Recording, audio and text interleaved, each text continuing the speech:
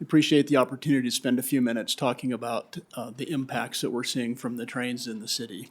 Just to give everybody some orientation here about where we're talking about, there's actually 3 train companies that operate in Fort Collins. There's the Great Western Railroad, which is the green line shown on the map that comes in from the east and up along Riverside here. There's the Union Pacific Railroad that comes in from the south, just west of Timberline, and comes up and actually joins up with the Great Western Line just there east of LeMay. And then there's the Burlington Northern Santa Fe Line, which again comes in from the south, but just west of College Avenue and parallels College Avenue all the way up through Old Town, and then makes a bend to the east across College and over to LeMay and Vine and the switching yard that's just there east of LeMay on Vine. And that's really the line that we're going to focus on tonight because that's where we're seeing the most recent impacts. Before I do that, I want to point out that the city doesn't have any regulatory authority over the railroads. All of the regulation of railroads happens at the federal or state level. And even there's no regulations that limit the amount of time a crossing can be blocked or the length of a train. And so, when we start talking about regulatory options, it's pretty challenging in that regard.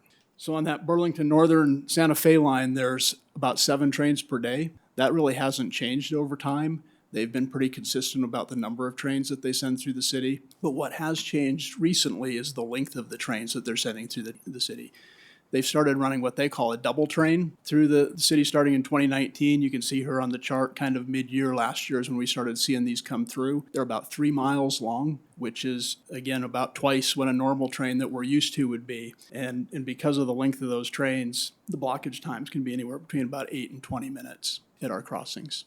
We do track our travel times in the city, so we have a way to kind of measure the impacts from this. We look at the afternoon rush hour travel times, and when we compare the fourth quarter of 2018 to the fourth quarter of 2019, we've seen about a 7% increase in travel times, and we think that's directly attributable to these trains that are coming through during rush hour in the afternoon. The picture here on your slide is a snapshot of our real-time travel time map after one of those trains came through right about 5 o'clock last fall, and you can see the impacts really are on all of our east-west arterials, and then North College, and then of course LeMay and Vine are really where we're seeing this. And these trains, they've all been coming in northbound, so they're coming up from the south. They're hauling empty coal cars back to Wyoming, and they come into town at a fairly high speed and then gradually slow down as they get through town. And by the time they get to about Mulberry, they're really going slow through Old Town and then to make that curve over to the switching yard. So that's where we're actually seeing the worst delays is kind of on the north end of town. And this chart here really shows that pretty clearly. This is the number of blockages that were greater than 10 minutes by month at College and Cherry, going back clear back to 2017. And you can see, starting in 2019, that really correlates when they start running those long trains through town. Those number of blockages has gone up tremendously. We have been talking to the Federal Railroad Administration about this, trying to get some ideas on what we can do. I can tell you that they're concerned about this as well. On a nationwide scale, they're hearing about this in a lot of communities.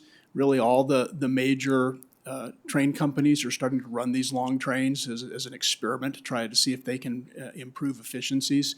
What the FRA told us was they've created a block crossing website where they're trying to encourage people to report these crossings or these long block crossings to try to collect some data to try to get a feel for where that's happening. And so in that regard, we're planning to do a little public information campaign, try to get the word out to the community.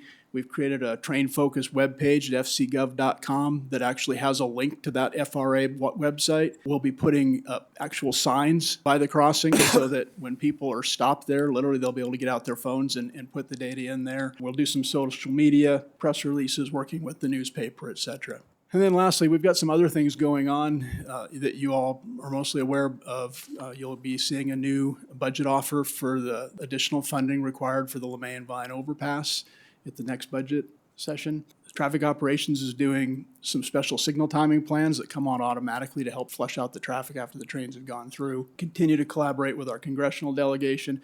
We'll keep talking to the Federal Railroad Administration, and then lastly, we're still working on the quiet zone idea with the FRA, try to at least get the trains to stop blowing their horns so much as they come through town.